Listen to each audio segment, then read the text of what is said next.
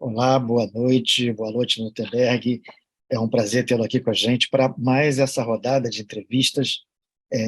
A entrevista hoje é com Nutenberg Souza, que é servidor da Justiça Eleitoral. Ele é da Zona Eleitoral 326, em São Paulo, a Hermelino Matarazzo. Hoje é dia 10 de novembro de 2022, é uma quinta-feira, né? Hoje é quinta. Nós estamos aí entre o final do processo eleitoral, inclusive Gutenberg faz parte daqueles servidores que trabalharam muito nesse período, né? Inclusive num cenário mais conturbado aí nessas eleições. A gente está no final do segundo turno, né, com a eleição do presidente Lula, e os últimos aí dias que estão sendo contados por muita gente para que passem logo do governo de Jair Bolsonaro. Gutenberg, um prazer tê-lo aqui conosco. Vamos começar a nossa entrevista. Nós já conversamos anteriormente, né, numa entrevista com mais pessoas, e hoje nós estamos numa entrevista só a gente, que vai ser mais breve, e eu queria que você começasse se apresentando. Sim, boa noite, Elcio. Boa noite a quem estiver nos assistindo. Meu nome é Lutemberg de Souza. Eu entrei na Justiça Eleitoral em 1989, dezembro de 1989, e participei da gestão provisória do Sintrajude, né? Antes eram sindicatos por ramo do Judiciário Federal, eu participei da fundação do Sintrajude em 1995, em dezembro de 95, e da primeira gestão provisória, que, se não me falha a memória, foi até meados de 96.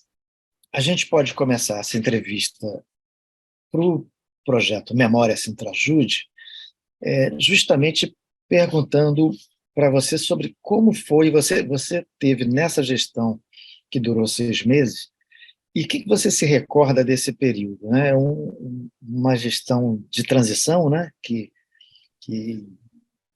foi constituída para arrumar a casa, para efetivamente o Sindicato Unificado funcionar dentro dos seus trâmites regulares, né?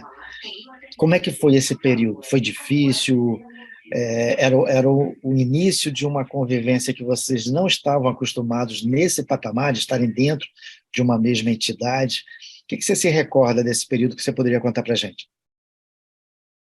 Não, é assim, quando estávamos nos sindicatos por ramo, nós começamos a pavimentar esse caminho.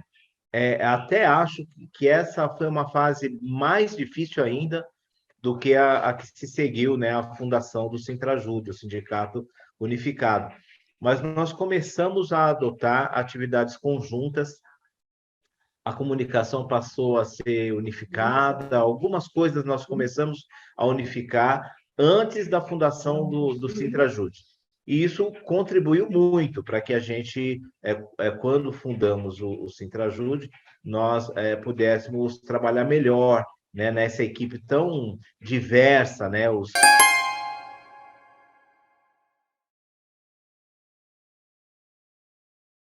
Sindijuse, que era o Sindicato dos Servidores da Justiça Eleitoral, penso eu que era o sindicato mais pobre aí, né, dos três ramos. O Sinjusfem, que era o da Justiça Federal, tinha uma sede própria. O Sintarajus, que era da Justiça do Trabalho, se não me engano, também tinha uma sede que já era na Antônio de Godoy, mas não era no mesmo local. Enfim, alguns detalhes só os registros oficiais é que vão confirmar, né? Mas fato é que o quadro da Justiça Eleitoral sempre foi muito pequeno, né? E isso contribuía para que realmente fosse o grupo menos empoderado, falando em termos financeiros. E aí, quando nós unificamos, já havia um certo caminho pavimentado para isso, né? Não que tenha sido fácil, mas foi mais fácil do que se nós não tivéssemos adotado essa atitude de já começar a unificar determinadas coisas antes da fundação do sindicato. E quando unificamos, em dezembro, finalmente, né, que foi, né, a coroação de um processo que foi longo, né?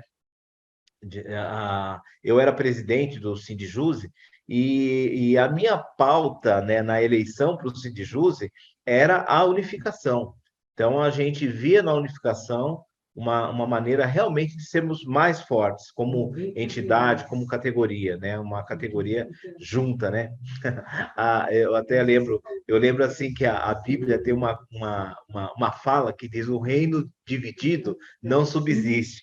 Então, parece que essa ideia permeava, né, as pessoas de toda a categoria. Então, a ideia de união realmente era algo que atraía a todos.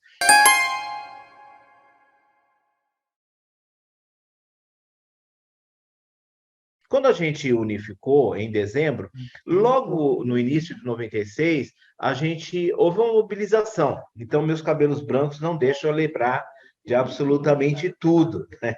Exatamente qual que era a pauta dessa mobilização. Mas foi a primeira prova de fogo para o sindicato, né? Nós fizemos uma grande mobilização, uma mobilização que pela primeira vez articulava todos os ramos do Judiciário Federal, né, de uma maneira muito legal, inclusive, deu muito trabalho, a gente teve que se dedicar muito, né, muitos diretores, sabe, dedicavam dia e noite para a organização desse movimento, fizemos passeatas, fizemos manifestações, lembro de uma grande manifestação em frente ao Teatro Municipal, né, em que havia um grande número de pessoas dos 3 ramos do Judiciário. Então, o que eu me lembro dessa gestão provisória realmente foi um momento de muito crescimento, de muitas experiências novas e gratificantes. Claro que com uma junção de ideias diferentes é um casamento, e as formações são diferentes. E havia, sim, muitas divergências, né? Elas eram colocadas na mesa e havia muito debate sobre essas divergências, mas tanto eram divergências que foram vencidas, que nós estamos aí, né, com o sindicato com mais de 20 anos, não é isso? E com um absoluto sucesso. A unificação foi um absoluto sucesso. Você mencionou que a Justiça Eleitoral era justamente a menor em quantitativo, né, de funcionários, e o sindicato também, digamos assim, menos, como você falou, empoderado no ponto de vista de suas estruturas e do seu potencial, né, de mobilização pelas dimensões da categoria. Agora, isso de alguma forma, que não necessariamente tem que ser assim, mas conhecendo vocês e pensando um pouco, isso não deu a vocês uma atuação mais coesa dentro dessa unificação? Penso que sim. Penso que sim. O eleitoral, a justiça eleitoral é uma justiça diferente. Você vê aí, né, na atuação, Justiça do Trabalho, Justiça Federal, a justiça eleitoral é uma justiça muito administrativa, operacional, né? A gente faz essa atividade tão gigante que é a organização das eleições, e ela acaba sendo realmente um ramo muito diferenciado, né, do judiciário. Nessa época, o quadro era muito pequeno, né? Mas era muito mobilizado. A consequência de nós sermos pequenos era uma consequência mais financeira. A gente tinha menos dinheiro para tudo. Eu lembro que quando eu entrei no tribunal em 89, o sindicato estava em formação e tinha o amigo Gerson Ney França, né, que, se não me engano, era o presidente da primeira gestão, ele do Sindijuse, tudo que dizia respeito ao sindicato estava embaixo da cadeira dele. Documentos, atas, né, registros, estava tudo embaixo da cadeira dele. Eu entrei em 89, ele já estava há algum tempo na Justiça Eleitoral, e eu vinha do Sindicato dos Bancários, tinha uma experiência sindical também com os bancários, foi lá que eu conheci o Washington, inclusive, né? Que se aposentou recentemente aí no nosso sindicato, como assessor, né? E E aí eu tinha interesse em saber qual que era a atuação sindical, né, no tribunal, e comecei a procurar, e achei o Gerson, né, e a sede do sindicato estava embaixo da cadeira dele, né? E aos poucos, né, muito aos poucos, o sindicato nunca cobrou o imposto sindical, né? Parece até que houve uma tentativa uma vez, mas diante de uma negativa da administração do tribunal, né, já se desistiu e falou: bom, a gente vai seguir com o que temos. A lei que é o Estatuto Federal dos Servidores, ela vem em 1990, a Lei 8.112. Até então, a gente tinha uma lei de 52, que era a Lei 1711, de 1952, e ela era muito limitadora em relação ao sindicalismo no serviço público, né? Tanto que o Sintrajus, né, e outros sindicatos nasceram de associações, né, porque não era permitida a sindicalização ao servidor público.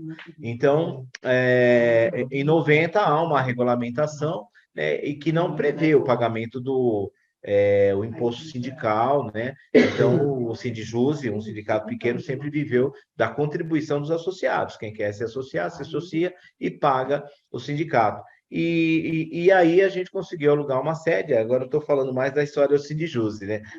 A gente conseguiu alugar uma sede por ali e depois de um tempo contratar um funcionário, porque também a gente passou um tempo sem ter um funcionário no sindicato, então a gente tinha que se revezar, né, no sindicato para dar atendimento às pessoas, para conduzir questões administrativas, né? O Demerson tinha um equipamento, a gente não tinha computador, por óbvio. Nessa época, 89, 90, ainda o PC não era uma coisa muito comum, né? Mas o Demerson tinha um equipamento que era, agora eu vou esquecer o nome, mas parecia com Amiga, é uma coisa assim, um teclado com cartucho.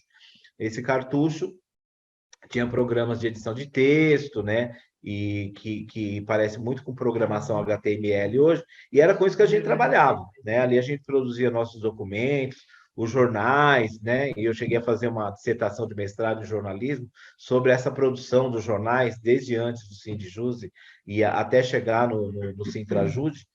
E então, era uma coisa muito artesanal e a questão financeira era um pouco limitadora em relação ao que a gente podia realizar. Por outro lado, nos forçava a ter criatividade, né, e trabalhar com aquilo que a gente tinha. O Sindicato Unificado, ele vira isso, né?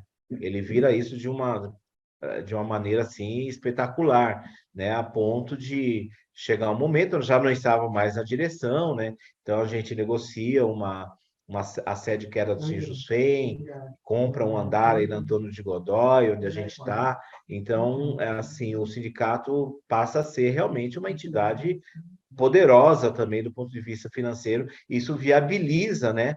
Viabiliza a própria luta. E isso já se refletia ali em 96, naquela primeira mobilização. A gente já tinha dinheiro para fazer faixas, para fazer pirulitos, para fazer alugar carro, para alugar som, né? E isso movimentava demais o sindicato. Para nós, principalmente o Sindijus, era uma certa novidade. Você está falando da mobilização em 96.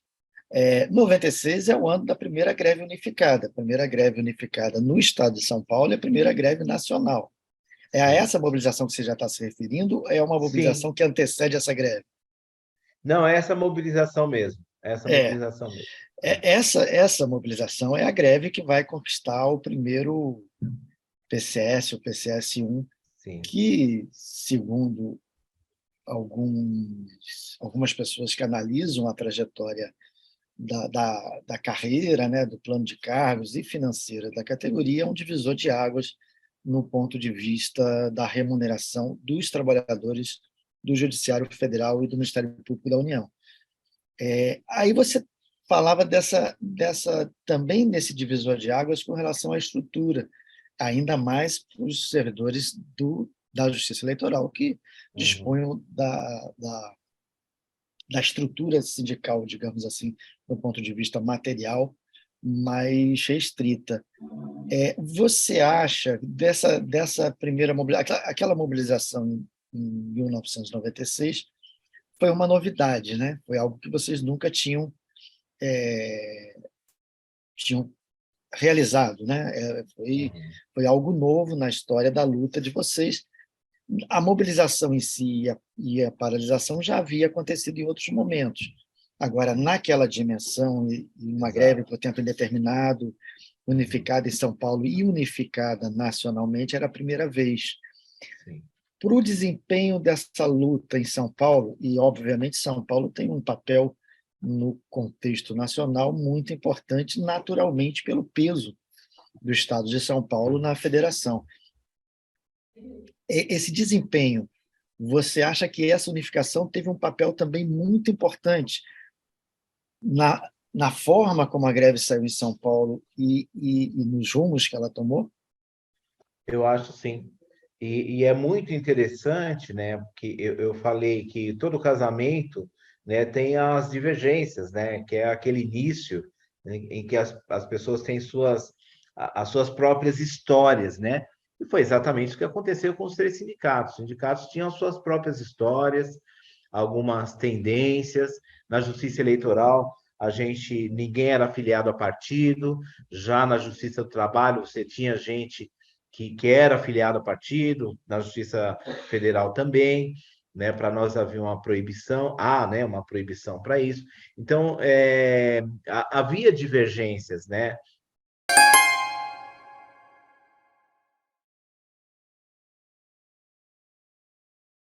Mas eu vejo que realmente a unificação foi importantíssima para a gente nessa amplitude, né? Como você muito bem se referiu, porque como eu até falei anteriormente, a categoria da Justiça Eleitoral, pequenininha, é muito ativa, muito coesa. A gente fez coisas muito interessantes no tribunal, movimentos internos contra situações, né? Administradores, né?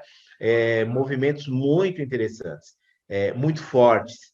Agora, em 96, a coisa meio que foi para a rua, né?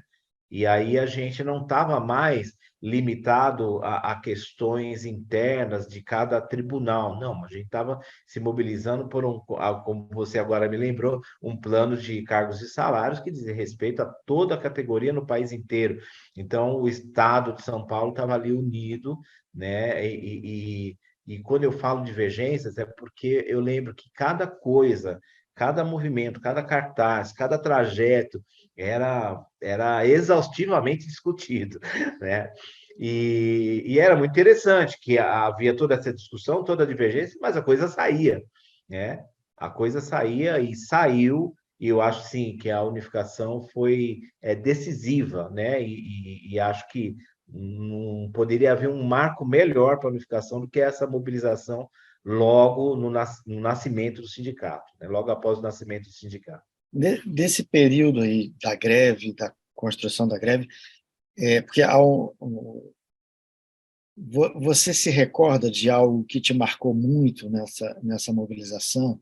Algum momento especial, algo que você não se esqueceu, ou que tenha feito você refletir ou ficasse gravado na sua memória por um tempo, algo especial que aconteceu ali naquela mobilização?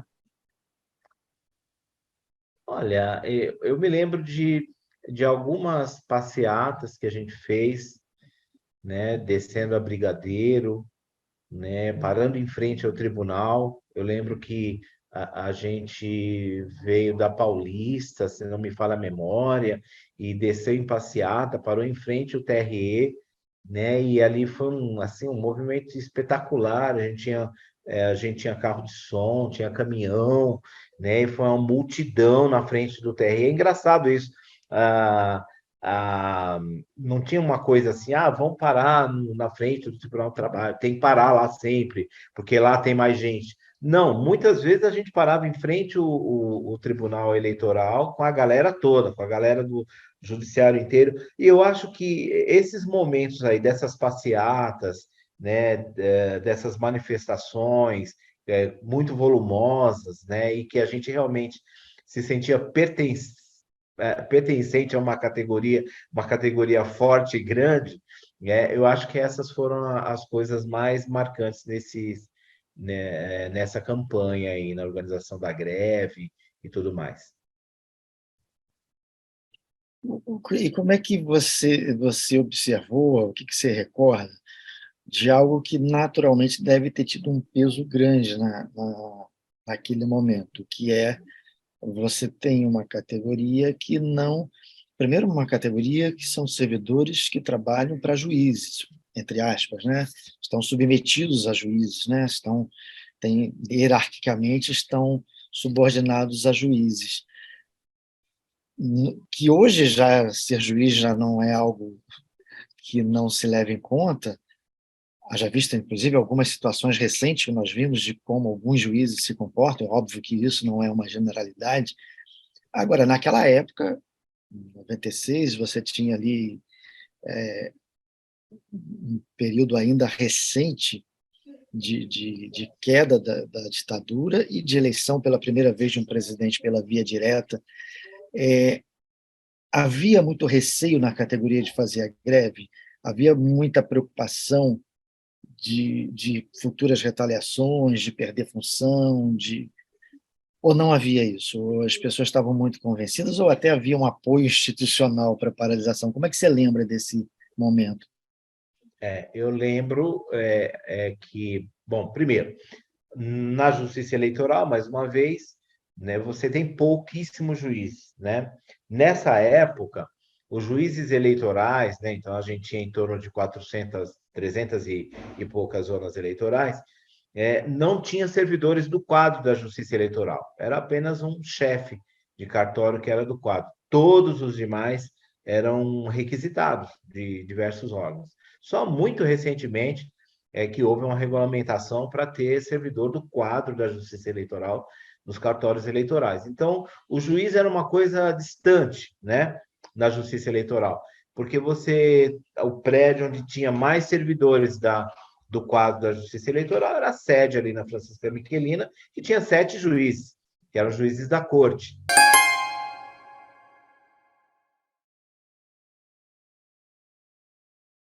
Então, quem efetivamente comandava e que podia exercer isso que você chama de ou apoio ao movimento ou repressão ao movimento, era o diretor-geral e a administração como um todo, os secretários, diretores ali do tribunal. Né? Isso ocorria diferente na Justiça do Trabalho e na Justiça Federal, né? Porque você tem as varas, né? Você tem as juntas, e aí você tem juiz por toda parte. Né? Na Justiça Eleitoral, não, o juiz era uma coisa um pouco mais rara. Além do juiz não ser um juiz federal, ser um juiz, né, do Estado, que também é emprestado, então, assim, não havia qualquer conexão, seja para apoiar, seja para reprimir. Agora, com as direções dos tribunais, aí sim, aí havia essa possibilidade, e o que eu me lembro é que não havia apoio, não. Quando o sindicato Sindijuse, começou a se organizar nacionalmente, a gente teve uma federação, da qual eu fui diretor também, que é a FENASERJ, a Federação Nacional dos Servidores da Justiça Eleitoral. A FENASERJ teve uma vida relativamente curta, né? Mas até que profícua, ela cedeu espaço para a FENAJUF. Eu acho que eu fui até um diretor afastado remanescente da FENASERJ, né? E quando o sindicato começou a se organizar nacionalmente, isso o Sindijus, o ramo da Justiça Eleitoral, a administração do TRE São Paulo quis chegar junto, né? E quis participar disso. Eles participaram do nosso primeiro Congresso Nacional em São Paulo. Diretor-geral, né, assessores, né, eles meio que queriam cooptar, né, participar de alguma maneira ali dessa direção nacional. Mas aí, né, na verdade, eles foram um pouco que rechaçados, né? E aí se percebeu que não havia, não tinha como haver acordo, não tinha como haver harmonia entre os interesses que a administração tinha e os interesses dos servidores, né, que as entidades defendiam. Então, nesse momento, isso lá atrás, né? Aí, nesse momento, 96, com o Sintrajude, essa mobilização, né? O histórico de relacionamento do sindicato com a administração do TRE já era de embate. Embora a gente sempre buscasse o diálogo e tal, mas, inevitavelmente, a gente chegava no embate, fosse político, jurídico, né? Então a gente ficou demonstrado, né, que havia dois lados. Então, nesse momento dessa mobilização, em 1996, não havia qualquer endosso à greve. E havia muito receio, sim, dos servidores em fazer greve. Né? Servidores novos tinham receio por estarem em estágio probatório. Né? Servidores antigos, receio por perderem uma posição, um cargo. Mesmo assim, a adesão era significativa, né? Eu não vou chutar aqui um número na categoria, né?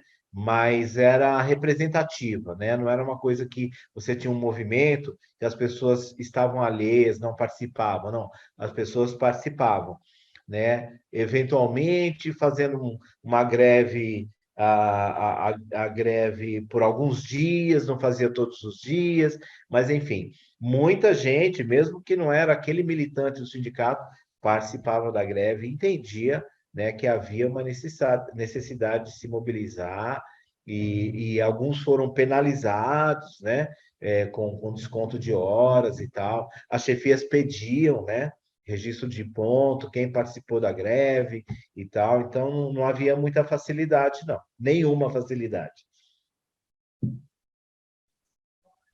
E o que você acha que foi o motor dessa greve? O que foi o mais importante para mover as pessoas para se mobilizar, para lutar, para participar e também para vencer eventuais receios, eventuais medos de retaliações? Olha, primeiro, era um plano de cargos e salários, né? A gente vinha, a gente vinha há algum tempo, quando eu entrei na categoria, o Sarney, né, que estava deixando o governo, ele deu uns reajustes lá, né? Mas o Collor entra e faz uns planos malucos, né, econômicos lá, a retenção do dinheiro e tal, e isso deixou as pessoas muito inseguras em relação ao salário e tal, e isso ao longo de 6 anos, né, do governo Collor, depois o governo Collor já havia saído, mas as suas consequências, é isso que eu queria dizer, foi um certo arroxo salarial, e o PCS era uma saída para isso. E então eu acho que o primeiro motor do movimento era essa possibilidade de uma recuperação salarial, né? Eu acho que esse era o primeiro motor.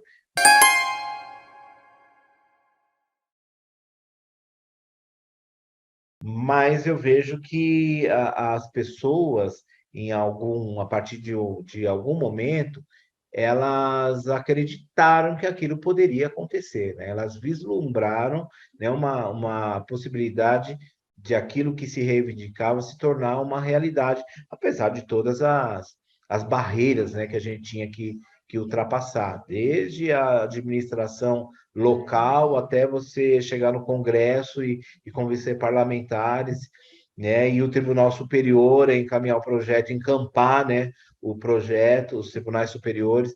Então, eu acho que a nossa voz, né, como entidade, e aí, de novo, né, o fato de ter se ampliado a comunicação, ampliado a atuação do sindicato, o sindicato passa a ter mais possibilidade real de atuação, eu acho que isso fez as pessoas realmente acreditarem e fazerem parte do movimento. É a onda, né? Aquela onda, né, que vem e aí a onda num sentido positivo, né? Nesse caso, que é a onda da conquista, né?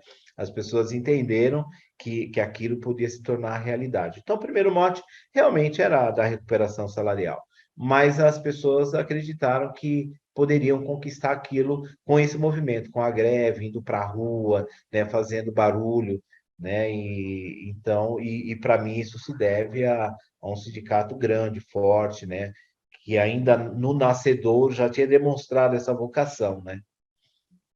Você avalia que sem esse movimento, sem essa mobilização, sem as pessoas irem para a rua e sem a greve, não teria havido esse PCS, não teria havido aquele reajuste da maneira que foi? Eu penso que não. No futuro, né, depois de 96, a gente conseguiu fazer movimentos de formas diferentes, né, com articulações, né, no Congresso, articulação nas municipalidades, né? O Dermerson é o cara que poderia falar, se ele lembrar, sobre isso com bastante detalhe, porque foi um negócio muito interessante. A gente conseguiu passar ideias nossas, eu acho que era um PCS também, mas sem fazer o movimento que a gente fez em 96, né? A gente conseguiu se articular com parlamentares, e a gente foi às bases, né, dos parlamentares nos municípios.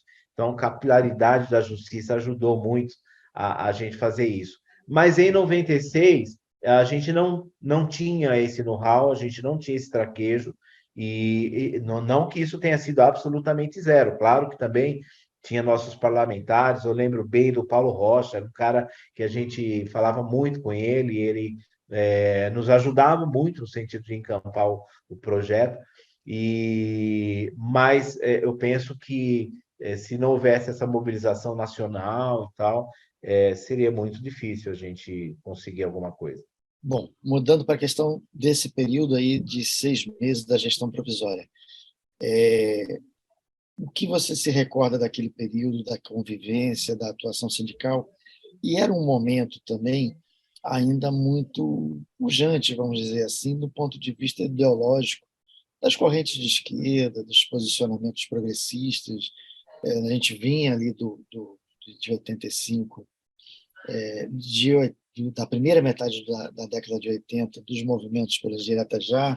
Depois você tem na segunda metade as greves começam a pulular no ABC, em outras regiões do país, e você tem também a Constituinte, 88, que o movimento naquele momento, movimentos sociais e sindicais de um modo geral, inclusive, se opunham, achavam que ela era uma carta ainda recuada pela dimensão do que existia em termos de pressão popular, e que hoje nós somos obrigados a defender, porque, na verdade, querem retroagir muita coisa. Agora, naquele momento, sim, é uma expectativa, inclusive, de uma carta de uma constituinte mais forte ainda em questão, em relação aos aspectos sociais e de sua Constituição. Agora, tudo isso é parte, depois tem a eleição de 89, com Lula quase eleito presidente, com certeza na sua versão mais sindicalista de candidato, né? O metalúrgico que se candidata à presidência da República.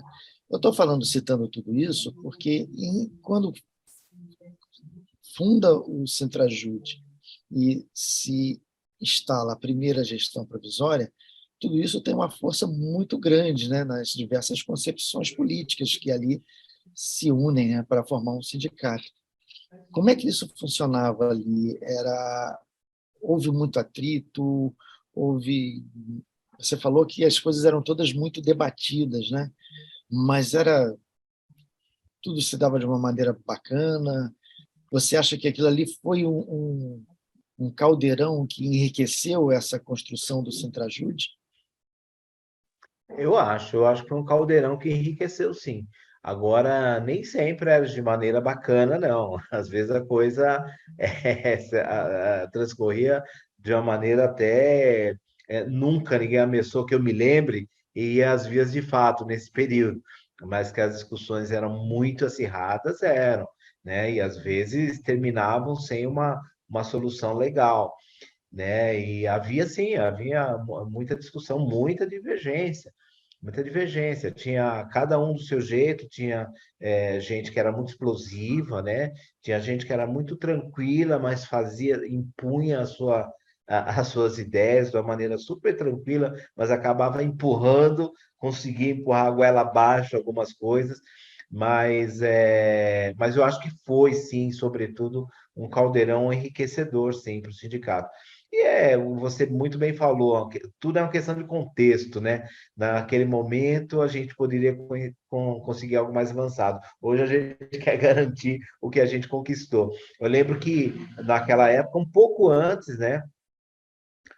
O Sindijuse, se não me falha a memória, já havia discutido e já aceito a filiação à CUT. A CUT, naquele momento, né, final de década de 80 e início de 90, era efetivamente a central que representava os trabalhadores, né? E depois o Sintrajude também filiou-se à CUT e tal. A filiação do Sintrajude à CUT foi um pouco mais tranquila do que a filiação do Sindijuse. O Sindijuse a gente enfrentou muita resistência, né? O Sintrajude foi mais tranquila, né? Aí de repente, né, você vê, né, o sindicato forçado, né, porque acho que não tinha alternativa, a se desfiliar da CUT, porque ela não mais representava os trabalhadores como, né, na década de 80, 90 e até início de 90. Então, é tudo uma questão de contexto, sim. Mas, com tudo isso, eu lembro, como eu falei, na Justiça Eleitoral não tinha ninguém filiado a sindicato. Já nos outros, a sindicato não, a partido. Né? Já nos outros ramos tinha. Isso tinha influência. Né? Então, pô, aquele lá é da articulação, é do PT articulação, aquele lá sei lá, acho que não tinha ainda né, as linhas que saíram do PT, né, que acabaram resultando em partido, né, como o PSTU e tal, que eu não me lembro o que, que era lá, mas eu lembro da minha época de faculdade que tinha Libelu, né? Libelu era famosíssimo, né? Liberdade de luta, né? Que eu nem sei para onde foi. Se você souber, você me fala.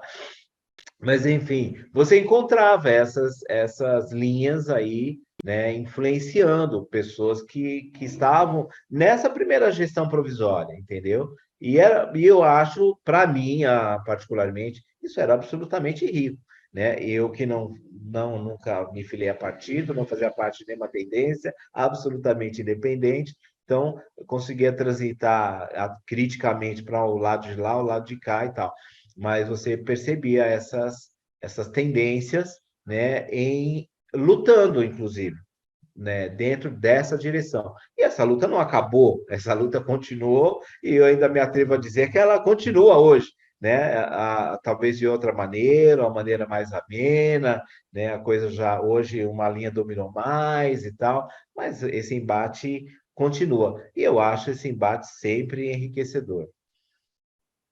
Com relação ao projeto Memória, eu queria uma opinião sua. O que você acha? Eu acho que naquela primeira entrevista você não chegou a falar, não lembro se você Não falou lembro. sobre isso. O que você acha da importância de um projeto, de se instituir uma prática no sindicato de preservação, que a ideia seria uma prática permanente de preservação da história, inclusive, se possível, doravante com memórias mais recentes, né? Porque a gente está fazendo Sim, um resgate de memórias aí de mais de 2 décadas para trás, exato. que obviamente não é fácil se lembrar com detalhes e com precisão de tudo que aconteceu. O Sim. que você acha? Qual a importância disso? Qual o significado na sua avaliação? Cara, eu acho fundamental. Eu sou suspeitíssimo para falar disso, né? Eu vibrei muito com esse projeto, né? Estivesse eu dentro ou não, né? E felizmente, né? Eu estou dentro, mas eu acho fundamental. é, Aqui no TRE, eu sou fundador do Centro de Memória Eleitoral, né? A gente fez uma história das eleições, uma história do Tribunal Eleitoral de São Paulo. Nos 60 anos, a gente publicou um livro, né? Eu acho que é uma ideia também para a gente pensar aí no projeto Memória. Sai um livro leve, né? Que mostre imagens, que mostre fatos, perspectivas, né? Análises também, mas eu acho fundamental isso, sabe? Que a gente tem essa memória, que a gente tem essas imagens, imagens, quando eu falo imagens mesmo, fotos, né, que a posteridade possa ver, que a gente, enquanto esteja vivo, possa ver e se lembrar, né, do que a gente passou. Eu acho realmente fundamental isso. Eu fico até quase sem palavras, porque é algo que eu gosto muito. Então, por isso eu digo, eu sou absolutamente suspeito.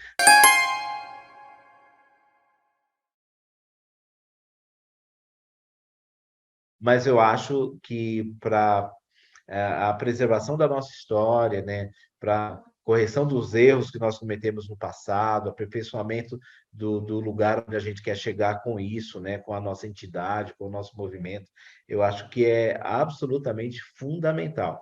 E deve continuar, deve se ampliar, né? Eu lancei essa sugestão, não sei se já existia, então que fique anotada a minha sugestão, um livro, né? E um ou mais livros, né? Que registrem o nosso tempo aí, livros comemorativos, né? E a gente possa, são muitas histórias, e a gente possa registrar pelo menos uma parte dela, né? Valeu, Lutemberg. E agora, uma outra pergunta meio focada também nessa história. Desse período que você é uma pessoa que ao longo desse tempo todo nunca se distanciou assim do sindicato, né? Você sempre teve o Uhum. sindicato como digamos assim, uma referência e você também sendo uma referência para o Sim. sindicato. Agora, do seu período que você atuava mais ativamente na direção sindical, naquele movimento todo, ficou alguma coisa que te marque muito, alguma reflexão, valeu a pena? O que te traz à memória, assim, algum momento especial, algum momento que te faz refletir, que ficou gravado? Valeu a pena esse? Poxa, super valeu a pena.